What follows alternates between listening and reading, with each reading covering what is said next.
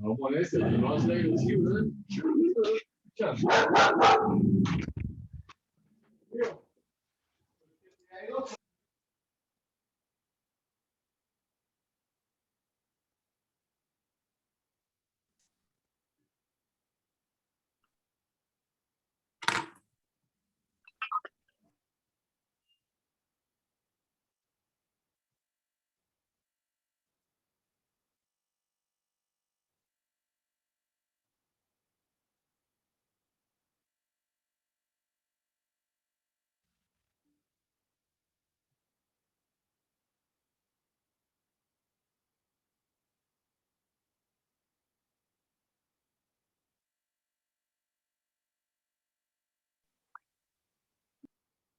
Chicos, buenas tardes, ¿cómo les va? Buenas tardes, profe. ¿Bien usted? Buenas.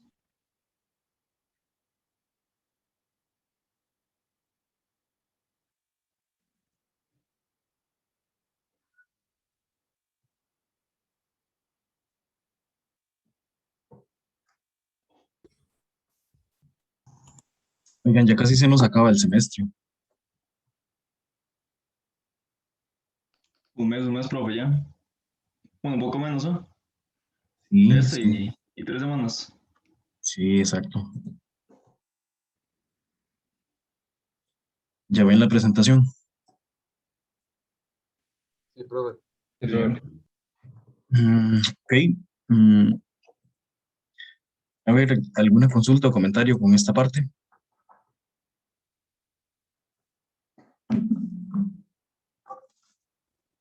Cosas importantes es que todas las ondas electromagnéticas en el vacío viajan a la velocidad de la luz, así se le llama, pero en realidad todas las ondas electromagnéticas viajan a esta velocidad, que es esta C minúscula, 3 por 10 a la 8 metros por segundo. No hay nada más rápido que eso. Esa es la velocidad de cualquier onda electromagnética en el vacío y también la velocidad de la luz. Y esa velocidad de la luz, C, se relaciona con la frecuencia F y la longitud de onda. Si uno multiplica la frecuencia por la longitud de onda, siempre obtiene la velocidad de la luz. Y además, para encontrar la energía, podemos aplicar esta formulita que está aquí. La energía de una onda electromagnética es H, que es la constante de Planck, multiplicado por la frecuencia en Hertz, como siempre. Y luego teníamos esta parte de acá.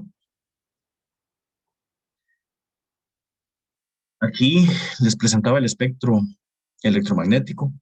Las ondas más grandes de todas se llaman ondas de radio. Son ondas muy grandes, pero tienen poca frecuencia. Luego siguen las microondas, que son un poco más pequeñas. Las infrarrojas, que son todavía más pequeñas. Estas se utilizan mucho, por ejemplo, para ver en la oscuridad. Las microondas son como las ondas de microondas del horno, donde calentamos la comida. Y también el Wi-Fi. El Wi-Fi está en microondas. Y también la comunicación de los satélites, casi que todo está en microondas también. Como Waze y Maps, todo eso, prácticamente eso llega con microondas. Luego tenemos la luz visible, primero el rojo, luego todos los demás colores, hasta el violeta. Vean que conforme nos hacemos hacia la derecha, la longitud de onda se hace más pequeña, la frecuencia se hace más grande y por tanto la energía también se hace más grande. Entre más frecuencia, más energía. Pero entre más grande la longitud de onda, menos energía. Las ondas que tienen más energía son las ondas más chiquititas. Entonces, luego del violeta sigue el ultravioleta. El ultravioleta no podemos verlo. De hecho, no podemos ver nada de lo que está aquí. Lo único que vemos es el visible. Pero no vemos las ondas de radio, ni vemos las microondas, ni los infrarrojos, ni el ultravioleta, ni los rayos X, y mucho menos los rayos gamma. Entonces, solo vemos esta parte, la parte del espectro visible. Los rayos X son todavía más pequeños, tienen mucha más frecuencia, más energía, y todavía más los rayos gamma, que son los más chiquitillos que hay. Tienen más frecuencia y tienen mucha más energía también. Aquí les especificaba que la luz es una parte del espectro. Anda, ¿sí? Una consulta con respecto a la diapositiva pasada. Uno podría, de alguna forma, con con microondas interferir en la comunicación satelital, al menos de las aplicaciones de aquí con el satélite o algo por el estilo, como interferir en las ondas que van y vienen. Es difícil porque en realidad las ondas electromagnéticas no interaccionan consigo mismas. Lo que pueden hacer es como hacer una muy pequeña interferencia,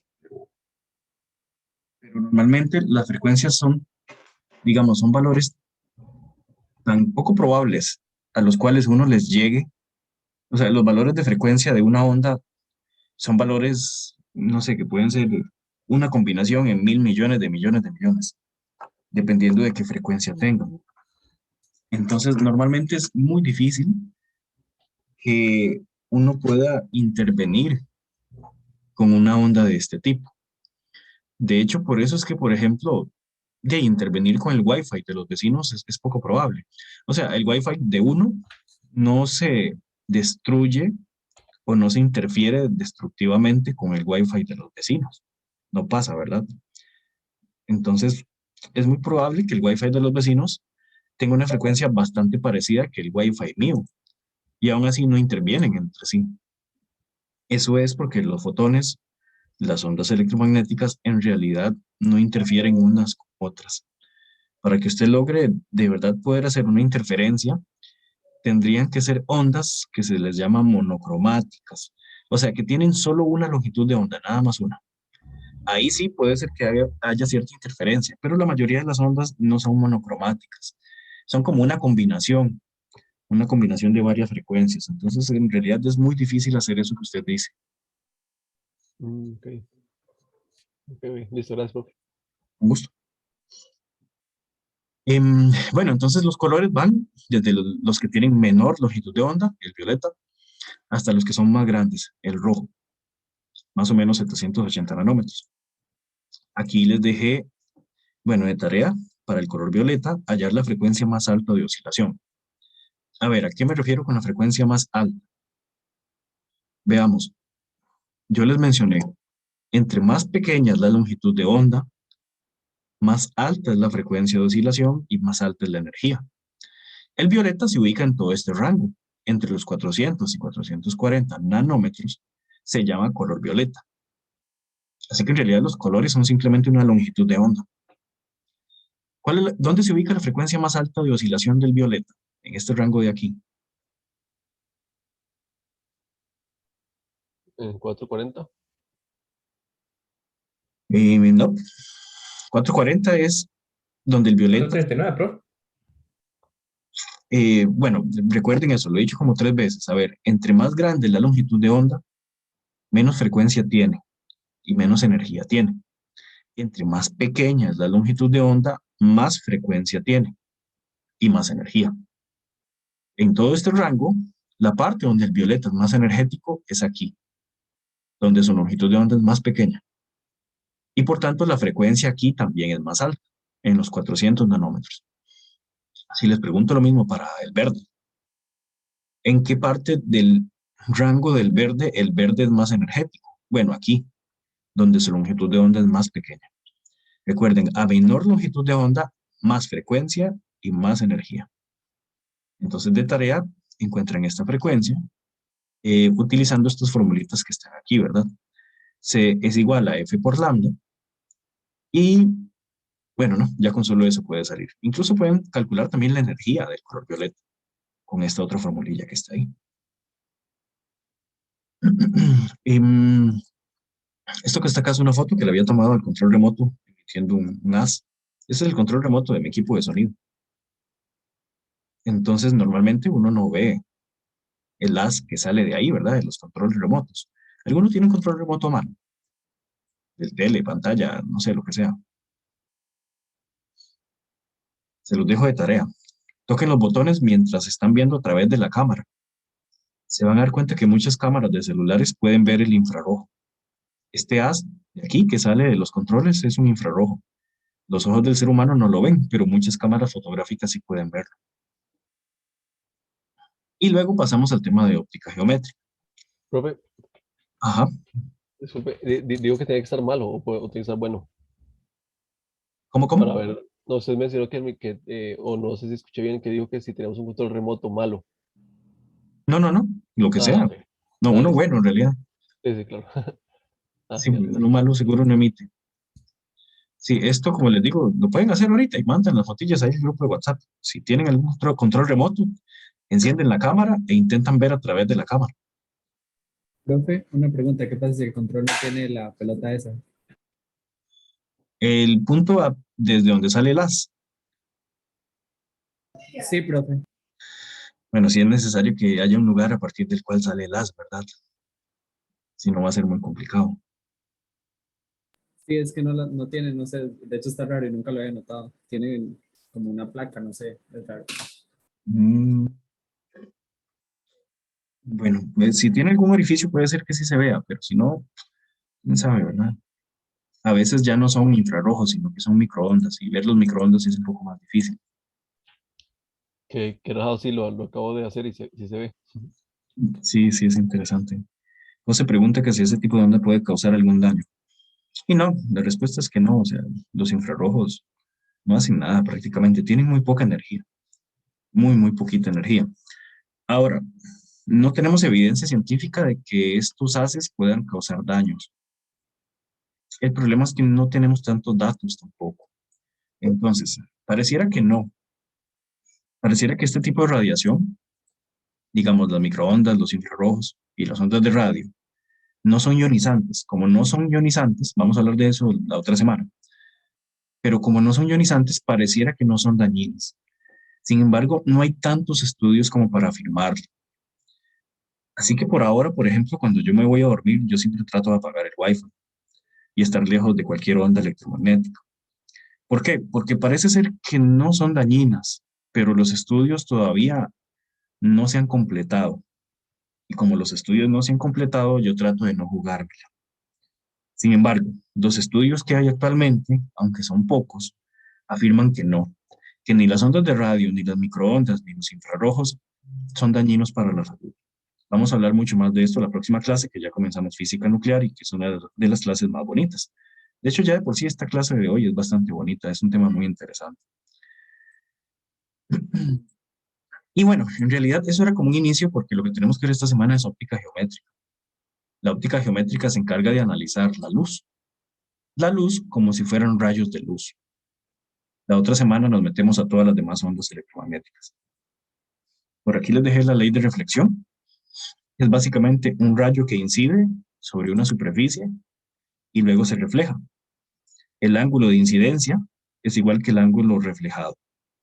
Estos ángulos se forman con respecto a una recta imaginaria que se llama recta normal. Se llama recta normal porque es perpendicular a esta superficie que está aquí. Es como si esta superficie horizontal fuera un espejo, por ejemplo. Pega la luz y se refleja. Y el ángulo de incidencia es igual que el ángulo reflejado. Esta es la ley de reflexión. Y luego tenemos la ley de refracción. La refracción es el desvío cuando la luz pasa de una sustancia a otra, ¿verdad? Nosotros definimos el índice de refracción como n, según la división de la velocidad de la luz en el vacío, que es c. Recuerden que c vale 3 por 10 a la 8. Y la velocidad de la luz en cualquier otra sustancia, como por ejemplo que el agua se meta, que la luz se meta en el agua, en una piscina. Si nosotros queremos el índice de refracción del agua, lo que hay que hacer es dividir la velocidad de la luz en el vacío entre la velocidad que tendría la luz en el agua. Y de esa manera se obtiene este coeficiente. Es un índice en realidad. Aquí les dejé unas tablas con varios valores. Entonces, usando ese índice de refracción, hallen la rapidez de la luz en el agua. Es fácil, ¿verdad? Porque en realidad el índice de refracción es C entre V. Esta V que está aquí es la rapidez de la luz en alguna sustancia. Si yo les pido la rapidez de la luz en el agua, entonces la despejamos para el agua. Al despejar V, V sería C entre N. Y N simplemente lo sacamos de aquí, ¿verdad? 1,33. Si dividimos C entre 1,33, obtenemos 2,26 por 10 a la 8. A ver, ¿cuánto valía C? La rapidez de la luz en el vacío. 3 por 10 a la 8.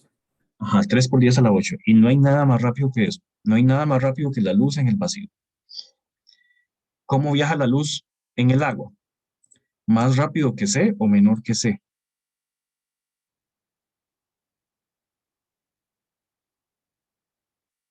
A ver, por sentido común, ¿qué debería darnos? Sí, menor que sí. Y tiene que ser menor, ¿verdad? Ya sabemos que no hay nada más rápido que la velocidad de la luz en el vacío. Y haciendo ese mismo análisis, ustedes pueden saber a qué velocidad viaja la luz en cualquiera de estas sustancias que están aquí. Luego tenemos la ley de refracción, que es para analizar el ángulo que se forma cuando la luz se mete a otra sustancia. Como aquí, digamos que la parte de arriba es aire y la parte de abajo es agua. Viene el rayo incidente, el rayo de luz. Una parte se refleja haciendo que este ángulo cita 1 sea igual que este otro, porque eso es la ley de reflexión. Donde se reflejan, los ángulos son iguales. Pero donde se refracta, o sea, el ángulo que se forma con la normal adentro de la otra sustancia, este ángulo se llama ángulo de refracción, que no necesariamente es igual que el ángulo de incidencia. ¿Cómo se encuentra? Bueno, con esta ecuacioncilla que está aquí. 1 significa la sustancia 1 y 2 significa la sustancia 2. Aquí dejo esta nota importante. Vamos a hacer este ejercicio, el número 3. El haz de una linterna de guardabosques incide sobre la superficie de un lago. El rayo reflejado forma un ángulo de 55 grados con la normal. La pregunta es, ¿qué ángulo forma con la normal el rayo refractado en el agua? Me avisan cuando ven la pizarra. Listo, profe.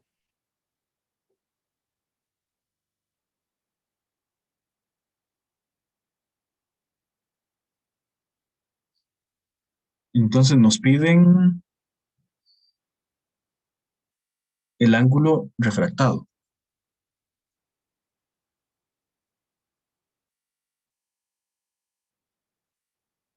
Entonces la situación es que más o menos, digamos, aquí hay agua, este es el agua del lago, viene el haz de luz, digamos que es como un bombillo ahí amarillo, feo, no sé. Este es el incidente, viene para acá. Una parte se refleja. Vean que cuando se refleja significa que choca y regresa, pero del mismo lado. No se mete aquí dentro del agua, se queda en el aire. Y a la vez, uno siempre puede dibujar la recta normal. Recuerden que la recta normal es como perpendicular a la superficie. Es una recta imaginaria. Se llama normal porque es perpendicular a la superficie. Aquí la superficie sería esta azul, que sería como el agua. Entonces, una parte de la luz se refleja. Este rayo entonces es la parte reflejada. Esta es la parte que se refleja. Pero hay una parte que se mete adentro del agua. Esa parte que se mete adentro del agua se refracta. Uno podría pensar que esto se viene en esta misma dirección, como venía, pero no. Según la ley de refracción, esto se va a inclinar un poco, cambia de dirección.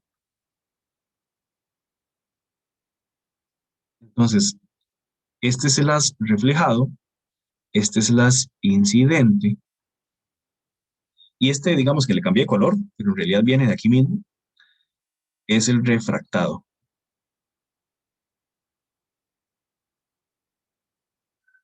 La pregunta es, ¿cuánto vale este ángulo de aquí?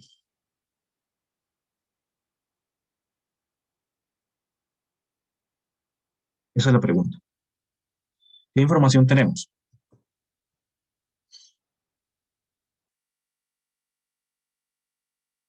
Dice que el rayo reflejado forma un ángulo de 55 grados con la normal. ¿Cuál es ese ángulo? ¿Dónde se ubica?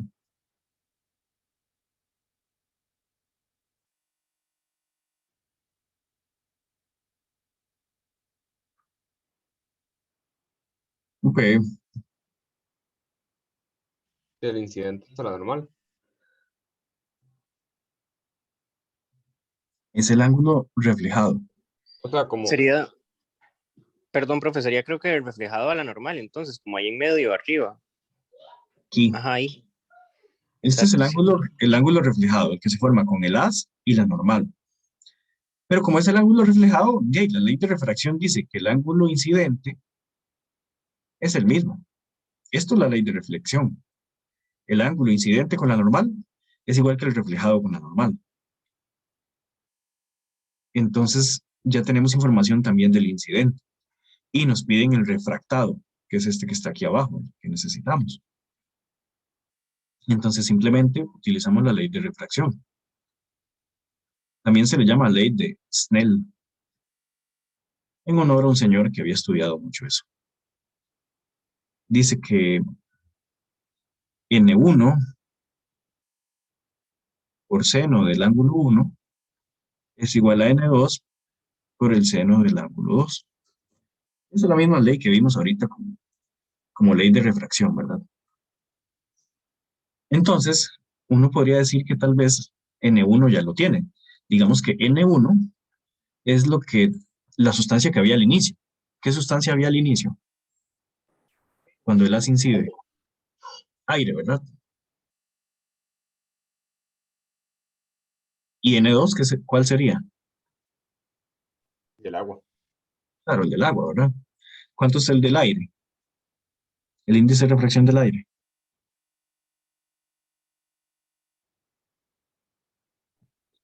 1. 1, ¿verdad? Este ángulo cita 1, ¿cuánto vale? Es el incidente, serían los 55. N2 es el agua, ¿cuánto vale el del agua? 1.33. 1.33. Por el seno del ángulo 2. Este ángulo 2 es el que andamos buscando. Este es el ángulo refractado, ¿verdad?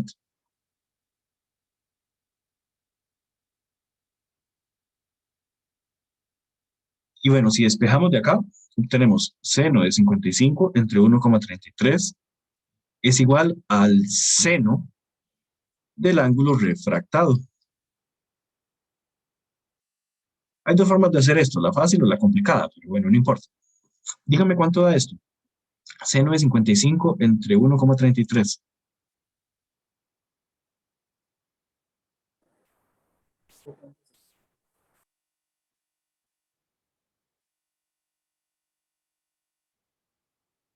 ¿Cuánto le da? 0,616, pero 3,16. 616. Ok, gracias. Esto entonces es igual al seno del ángulo refractado, el que andamos buscando. ¿Cómo espejo eso? Usando arcoseno. Claro, ¿verdad? O sea, chief seno de 0,616 es el ángulo refractado. ¿Cuánto les da? 38. ¿Cuánto, perdón? 38. 38. ¿A todos les da 38? Sí, señor. Sí, profe. Bueno, entonces significa que se forman 38 grados aquí, en esta parte. Ya no son 55 como al inicio. Vean que más bien este ángulo se cerró un poco. Y eso es lo que decía la nota que les decía antes. Si este índice de refracción es más grande que el índice de refracción de arriba, este haz se va a cerrar, se va a acercar a la recta normal.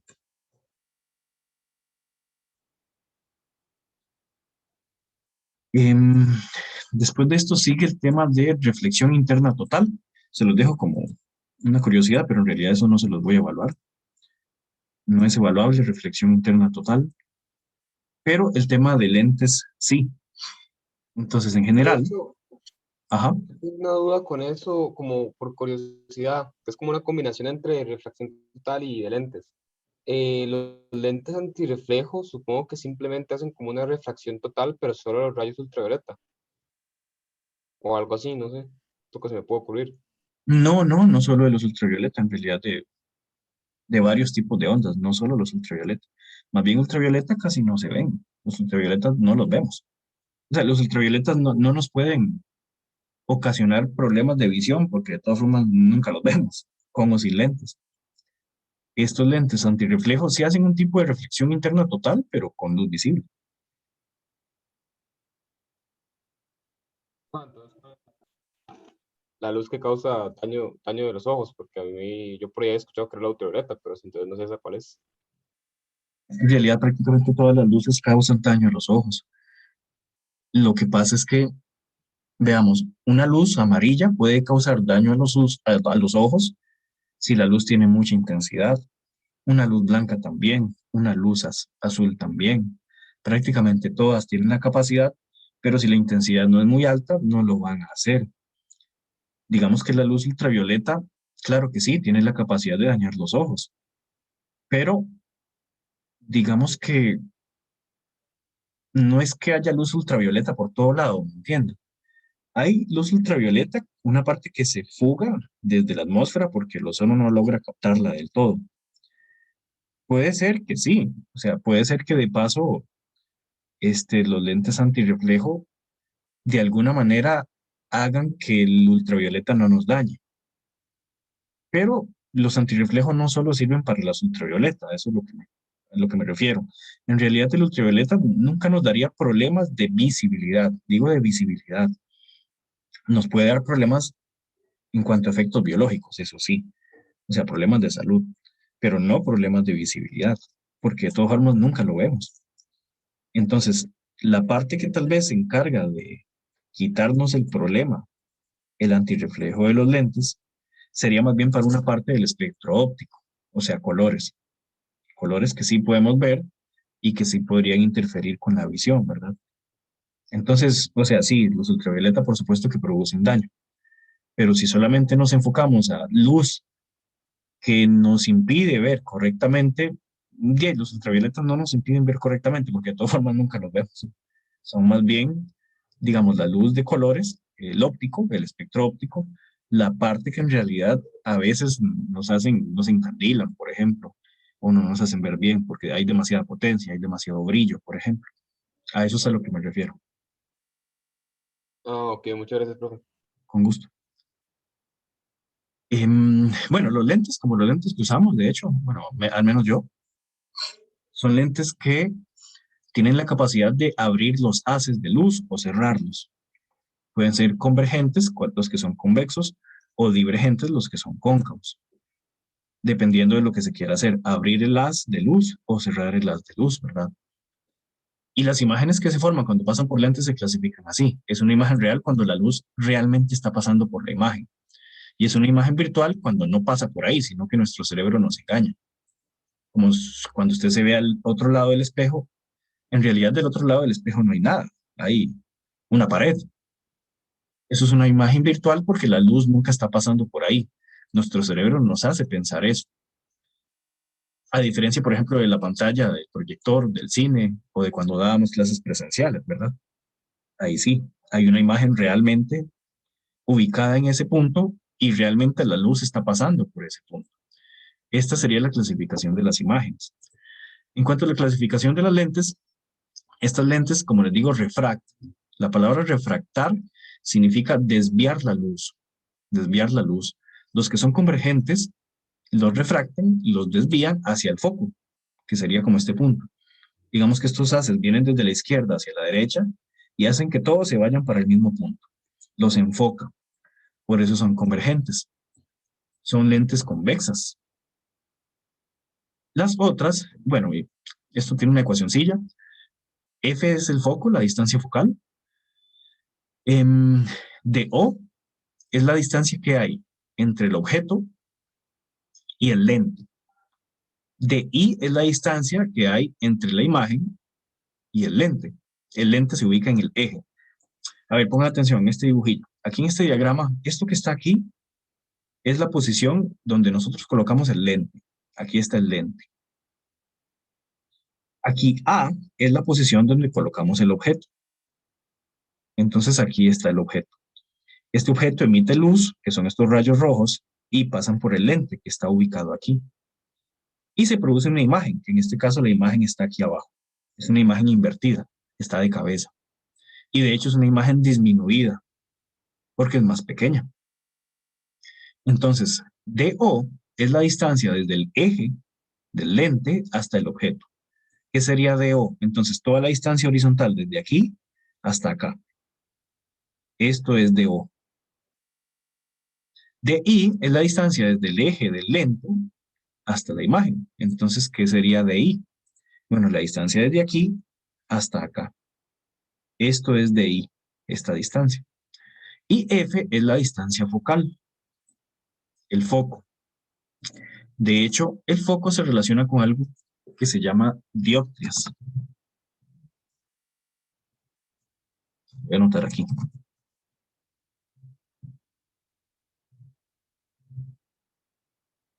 Creo que en realidad se dice dioptría. Si han escuchado hablar de las dioptrías es, digamos, la unidad con la cual se mide la potencia de refracción de un lente. Cuando les hacen análisis a ustedes en optometría, no sé si le han puesto atención en cuántas dioptrías tienen. Voy a decir dioptrías, aunque me parece que se dice dioptría. ¿Le han puesto atención a eso?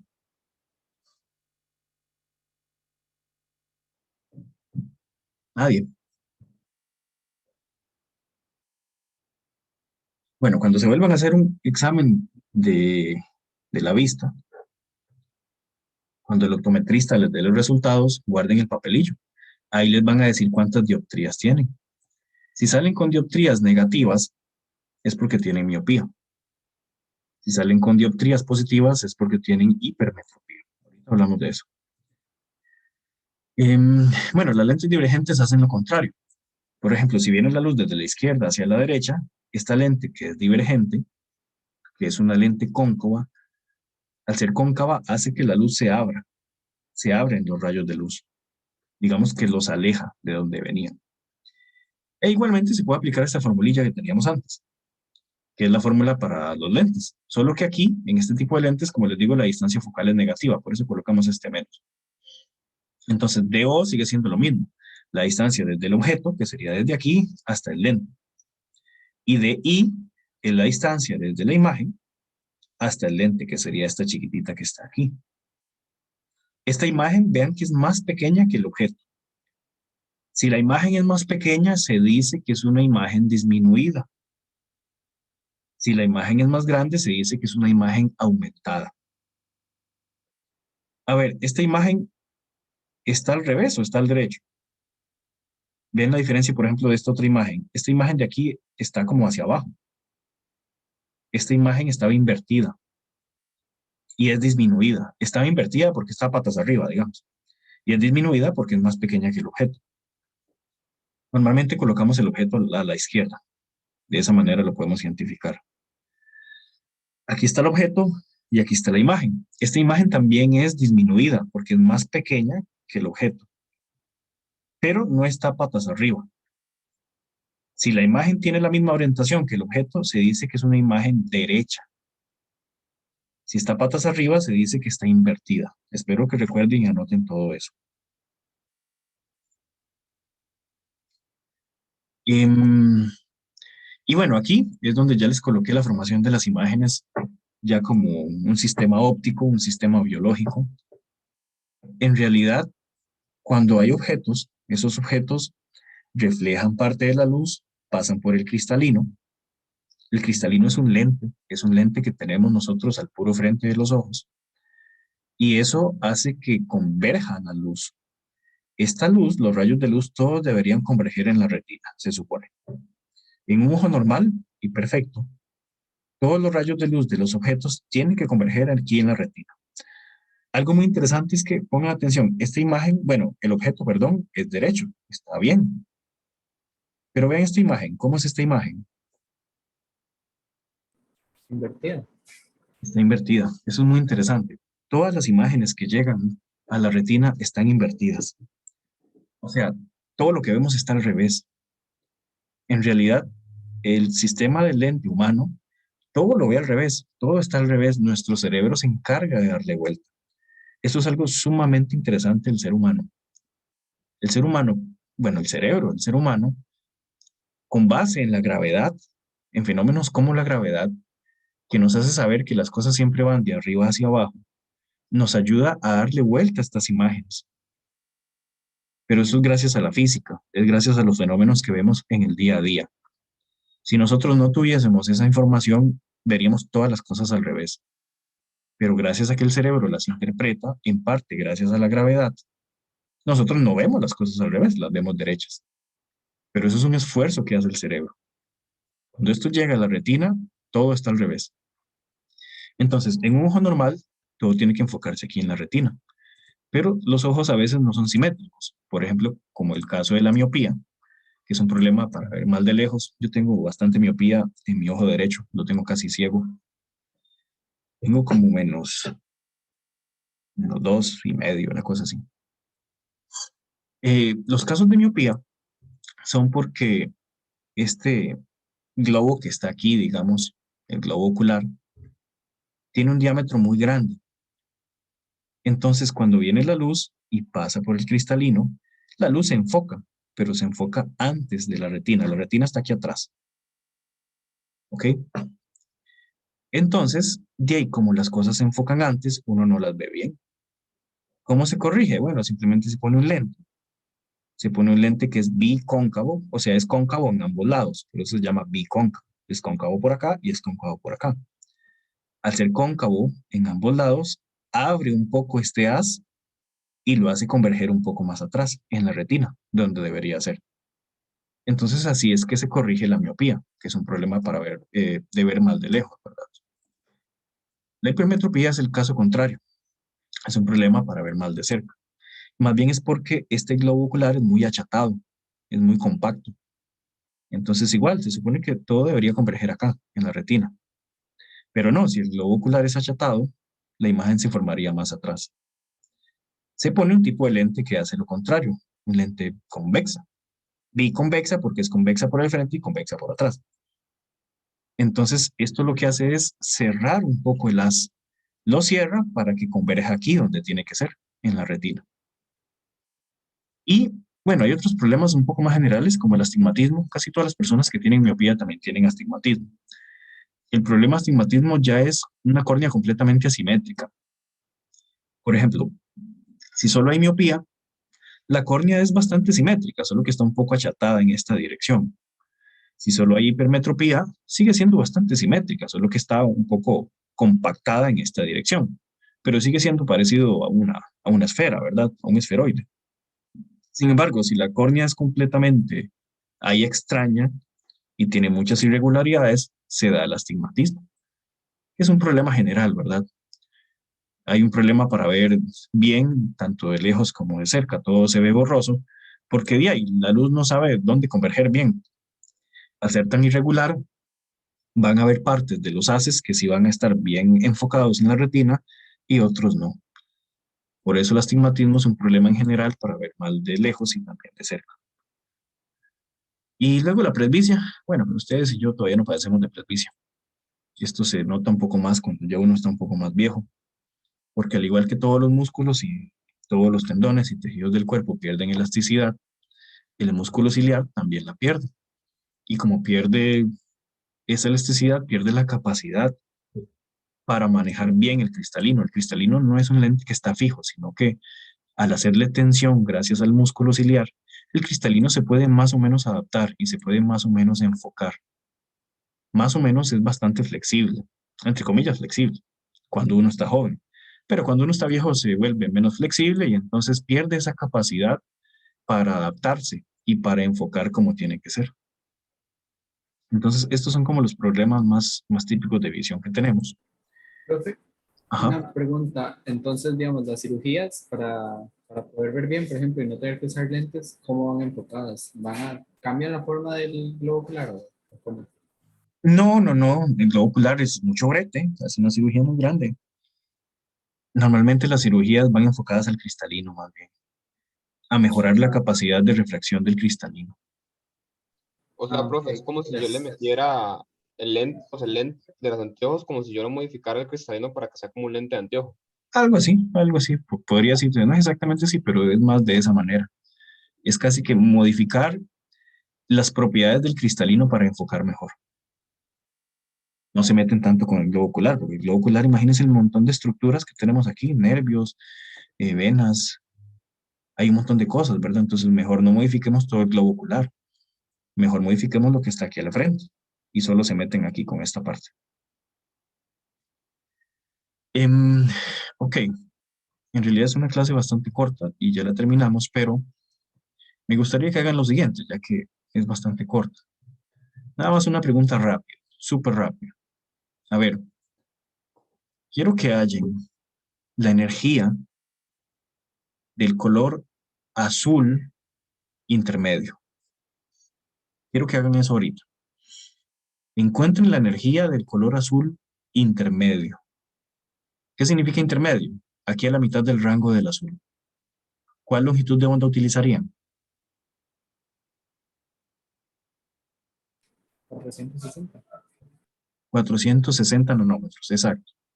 Con una longitud de onda intermedia de 460 nanómetros, encuentren ya mismo la energía del azul. Les doy 5 minutos. Para encontrar la energía, si les voy a soplar, bueno, pueden utilizar esta ecuación que está aquí.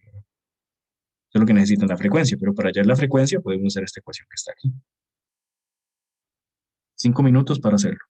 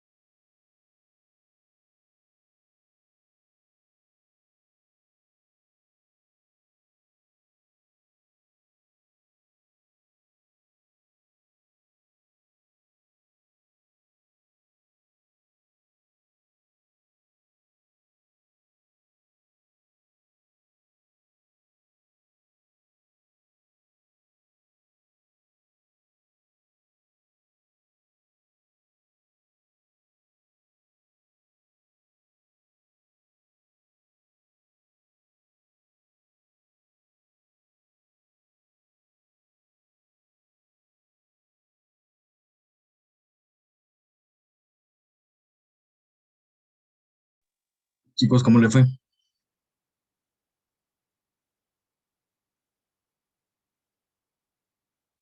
¿Alguien ya lo hizo? Yo creo que listo, bro. ¿Cuánto le dio? 1.02 por 10 a la menos 39. -39. A Sí, ver, señor. mira, eso es muy pequeño. Bueno, Sí, eso ahí es muy me pequeño. dio 2,7 electronvolt y en joules eso sería Ah, bueno, sí, cierto. 4,32 por 10 a la menos 19. Eso sí tiene más sentido, ¿verdad? De hecho, Ah, lo pasó de una vez a electronvoltios, por lo que veo.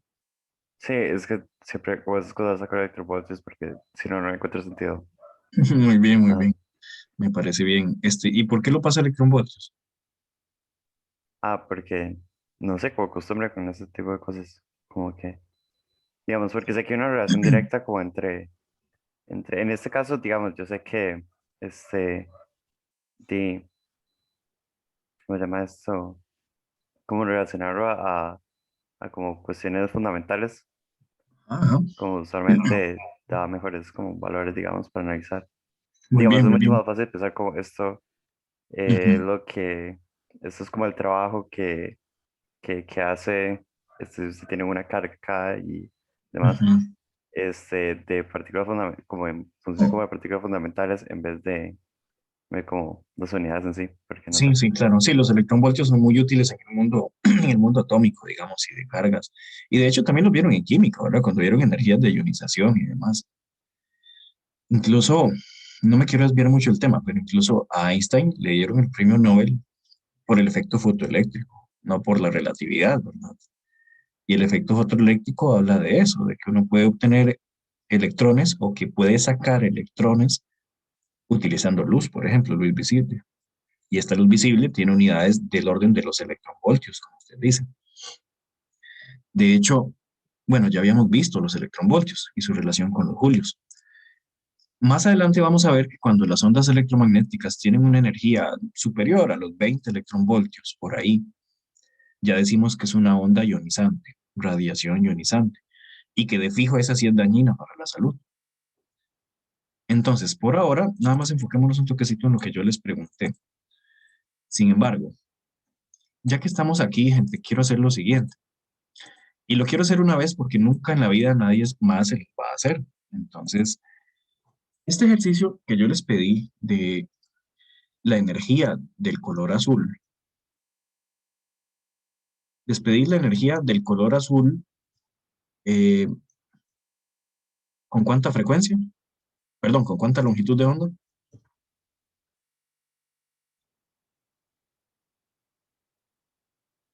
¿Cuánto era la longitud de onda? 460, profe. 60. 460 nanómetros. O sea, es un azul como intermedio, ¿verdad?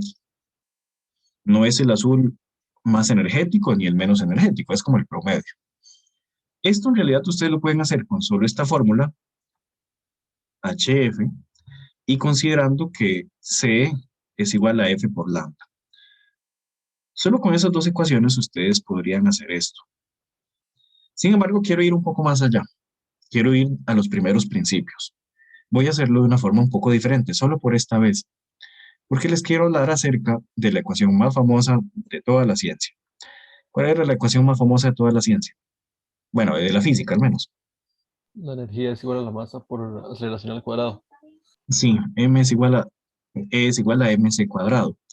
Pero les comento que en realidad esta fórmula no está completa, ¿verdad? En realidad, esto está incompleto. La fórmula completa dice esto. E al cuadrado es igual a mc al cuadrado más p por c elevado al cuadrado. Esto que está aquí, este término, nos habla de la masa en reposo. Las cosas tienen energía por solo el hecho de tener masa. Y así es que funciona la mecánica cuántica y especialmente la física nuclear.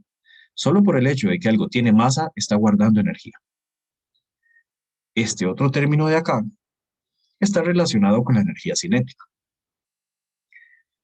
P, esta P que está aquí, nosotros nunca la vimos, pero P es la multiplicación de masa por velocidad. Resulta que en cosas como las ondas electromagnéticas, ¿Una onda electromagnética tiene masa o no tiene masa? Cuéntenme. Es una pregunta de examen. Ah, profe, no falta el cuadrado en el momento. Sí, en realidad voy a ser un poco más preciso y voy a colocarle el paréntesis.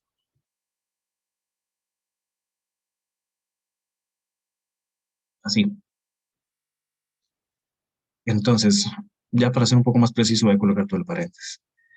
Eh, si esto es de esta manera, y bueno, esta V la voy a colocar como en minúscula para que no la confundan con volumen, es velocidad.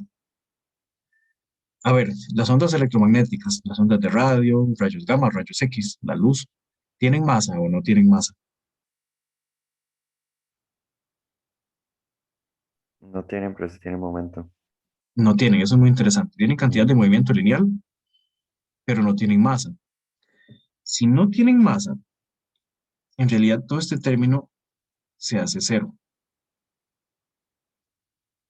Y entonces uno obtiene esto que está aquí. E cuadrado es igual a PC al cuadrado. Y entonces uno puede decir entre comillas que cancela los cuadrados. No es tan fácil, pero por ahí va. Y obtenemos que es igual a P por C. Este P por C es muy interesante porque P, o sea, las ondas electromagnéticas no tienen masa, pero sí tienen cantidad de movimiento. Es un tema complejo, no me quiero meter ahí porque eso es parte de la mecánica cuántica, pero así es. Resulta que, según la mecánica cuántica, también todas las cosas tienen una oscilación. Todas las cosas oscilan, solo que las cosas muy grandes tienen una longitud de onda muy pequeña. La oscilación de las cosas está relacionada con su longitud de onda y se puede encontrar de esta manera. La longitud de onda de algo está relacionada con la constante de Planck y su cantidad de movimiento. Entonces, lambda es h sobre p. Entonces, de esta misma formulita, obtenemos entonces que p es igual a ¿qué? A h sobre lambda. Y entonces, ¿en qué se transforma esta fórmula? Se transforma en que p por c, pero p es esto que acabamos de encontrar aquí, que sería h entre lambda por c.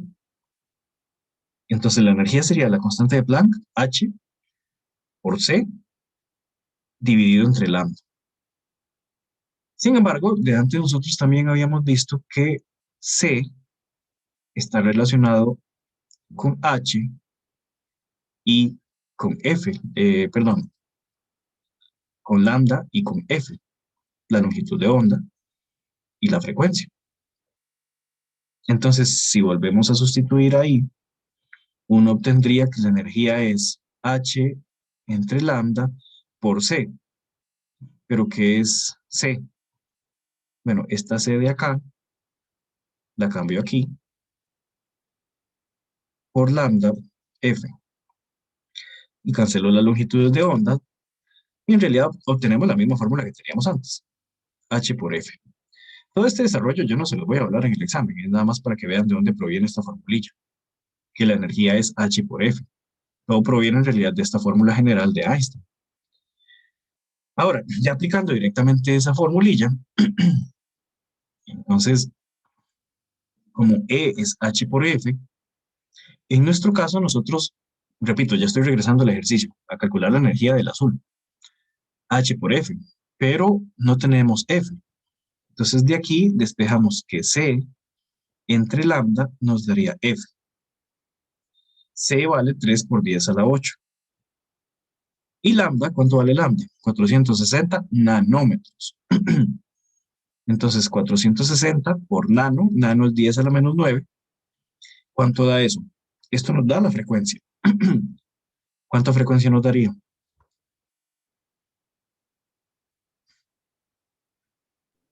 Me dio 6.52 por 10 a la 5. 6,52 por 10 a la 5. ¿A todos les da eso? Sí, profe. Ok, esa sería la frecuencia en hertz. 6,52 por 10 a la 5 hertz. Y ahora sí, una vez que ya tenemos la frecuencia, Profe, disculpe, sí, a mí me dio 6,52, pero por 10 a la 14. No sé qué tengo mal. sí, de hecho tiene Así más es sentido que, eso. Sí, sí, sí. ajá, es que no pasaron de nanómetros a... Este negativo va para arriba, ¿verdad? Si es como 10 a la 14, 10 a la algo grande, tiene que ser. Es una frecuencia alta. Ujú. ¿Me lo verifican, porfa? Sí, es 6,52 por 10 a la 14. No, es que creo no pasaron de nanómetros a metros. Eso fue de fijo. Mm. Bueno, entonces ya con la frecuencia bien, hacemos H. ¿Cuánto vale H? La constante de Planck.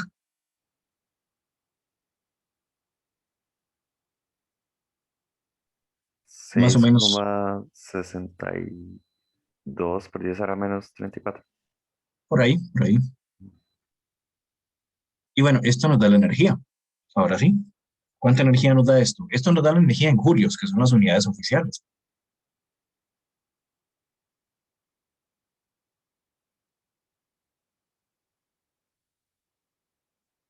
¿Cuánta energía nos da?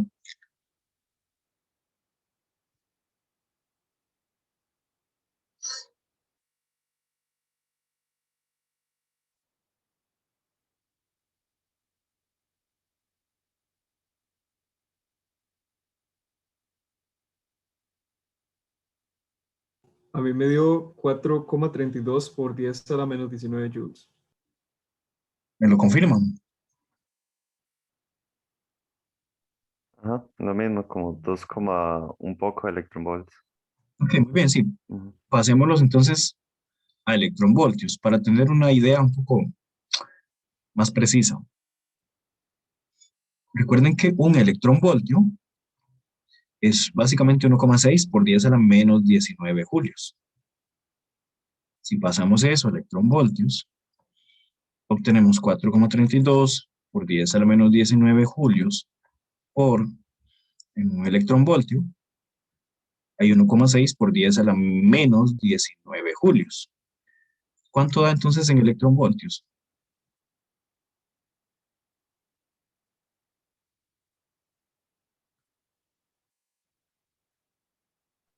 2,7. 2,7 electronvoltios. ¿A todo le da eso? Sí, profe. Ok, entonces, para adelantar, ¿esto es una energía alta o es baja? Relativamente es baja. No es ionizante. No es ionizante. ¿Por qué? Porque es una energía menor que unos 20 electronvoltios.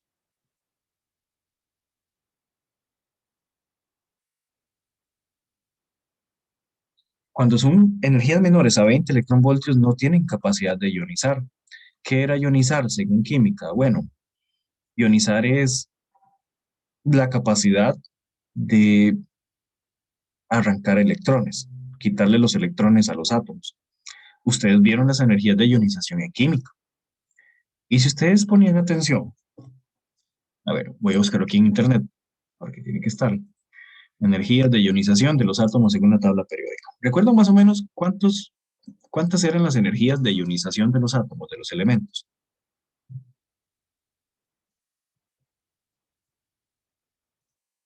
No, no, profe, realmente. O sea, me avisan cuando ven mi internet. Estoy aquí buscando. Mm, es que aquí hay valores, pero estos de aquí están en... Estos creo que están en kilojulios por mol. A ver aquí. No, tampoco salen. Aquí. Tampoco los veo. Estoy buscando más o menos cuánta es la energía de primera ionización de todos los elementos, pero en electronvoltios. Si alguien la ve primero que yo, me avisa o la manda ahí al grupo.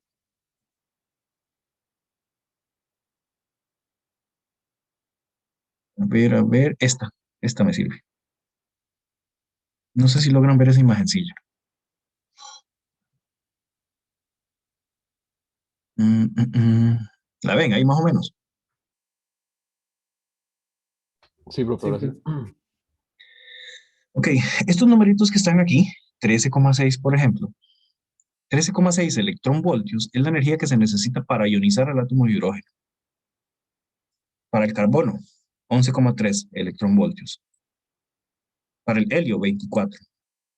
Si ponen atención, ven que todos son bajitos. De hecho, ¿cómo son los de los metales?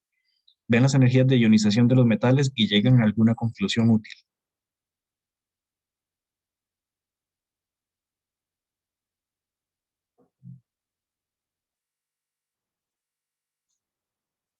¿A qué Sí, conclusión se llega? que es fácil para los metales oxidarse. Sí, es muy fácil para los metales oxidarse. Es muy fácil arrancarles electrones. Correcto. Muy bien, excelente.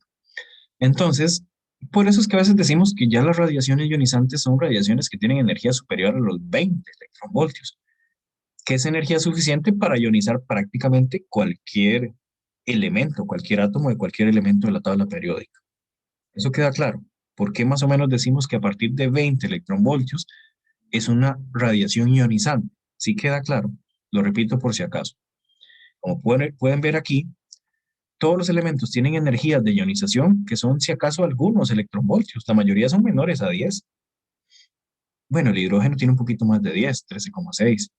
El helio, 24,6. Tal vez este es un poquito más alto, ¿verdad?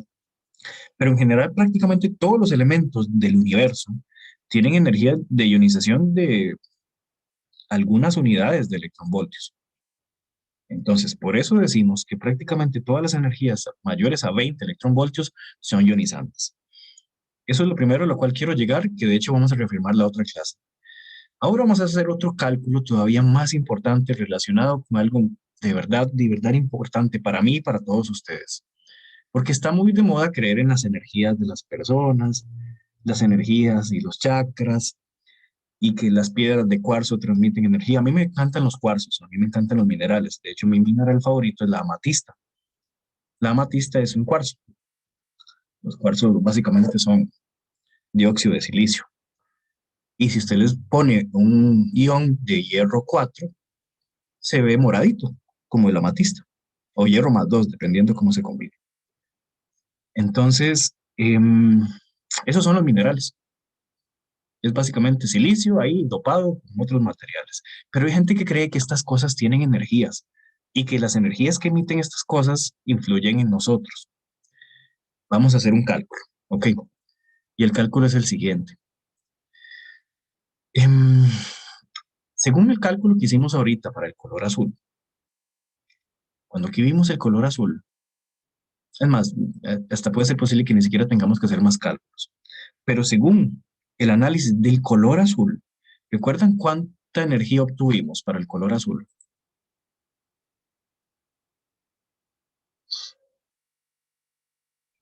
Esto, 2,7 electronvoltios. Era una energía muy pequeña, súper pequeña. Aún así, el color azul y algunos colores, como el violeta, los colores más energéticos son el violeta y el azul, pero aún así no son suficientemente grandes para ionizar la gran mayoría de los elementos que existen. Y principalmente, ¿de qué estamos hechos? ¿Recuerdan?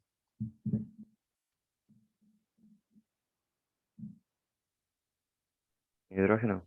Hidrógeno, carbono, hidrógeno, oxígeno, bueno, agua, H2O. Si ustedes veían nuevamente el oxígeno, 13,6, hidrógeno, 13,6, carbono, 11,3, tienen energías de ionización altas. ¿Podría realmente influir el color sobre nosotros de esta manera? ¿Podría realmente influir esas ondas delta que anda la gente en YouTube por todo lado diciendo que es bueno para la salud y todo lo demás? ¿Qué opinan? ¿Tienen la capacidad suficiente para arrancar electrones, como mínimo, arrancar un electroncillo? Y eso que arrancar un electrón no es nada, ¿verdad? Pero ven que ni siquiera tienen la capacidad de arrancar un cochino electrón.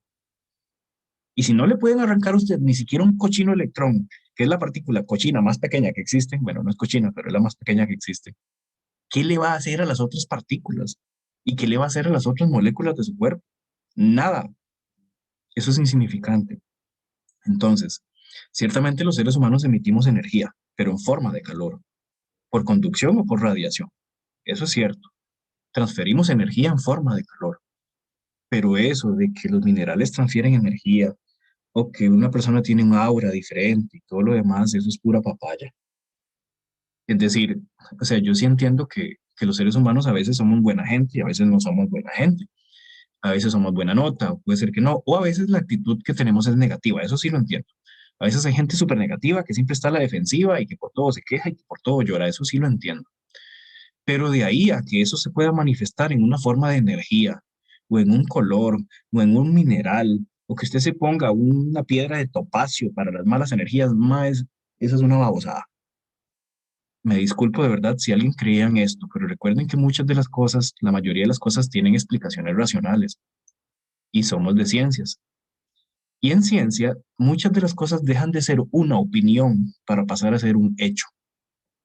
La mayoría de las cosas actuales que se dejan a la percepción pública no son o no deberían ser opiniones. Hay cosas que son hechos y los hechos son hechos indiferentemente de cómo ustedes los quieran ver. Hay cosas que tienen evidencia. Las evidencias son los números. Entonces, si alguien todavía cree en estas cosas de las energías, cómo las personas transferimos energía y todo lo demás, les creo si hablan de calor. Pero fuera de eso, las energías de los colores, las energías de los minerales, incluso si ustedes hacen el cálculo para no sé, las microondas o los infrarrojos, van a obtener que las ondas de microondas, lo pueden hacer, háganlo ahorita, que terminamos la clase temprano. Vayan aquí, no sé, a las microondas, hagan el cálculo para ver cuánta energía en electronvoltios emiten las microondas. Hagan el cálculo, pueden meter microondas ahí en Wikipedia y buscan cuál es la frecuencia de las microondas o al menos la longitud de onda. Y ya con cualquiera de esos dos y con esta formulita que teníamos, pueden encontrar la energía. La pasan en electronvoltios. Les va a dar como 0,000 no sé cuántos electronvoltios. Entonces, en realidad, la mayoría de las cosas se pueden someter a falsedad. La mayoría de las cosas en ciencia se pueden argumentar con base en ecuaciones para ver si son ciertas o no son ciertas. Se los dejo de tarea.